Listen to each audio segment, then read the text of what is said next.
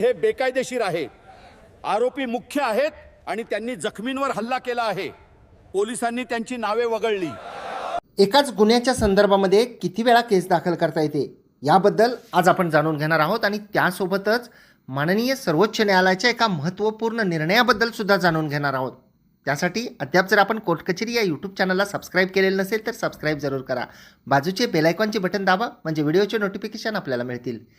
तर मित्रांनो, जेव्हा एखादा गुन्हा दाखल होतो त्या गुन्ह्याची चौकशी होते, न्यायालयामध्ये चार्जशीट पाठवलं जातं आणि त्यानंतर पुन्हा त्याच गुन्ह्याच्याबद्दल दुसरी फिर्याद दाखल करता येते का? ही केस जी आहे ती आहे राणी मोल आणि इतर विरुद्ध केरळ राज्य। केसमधील पक्षकारांचं नाव आहे राणी मोल आणि इतर विरुद्ध केरळ राज्य। 2025 साली दाखल करण्यात आलेला या फौजदारी अपिलाचा क्रमांक आहे 4931।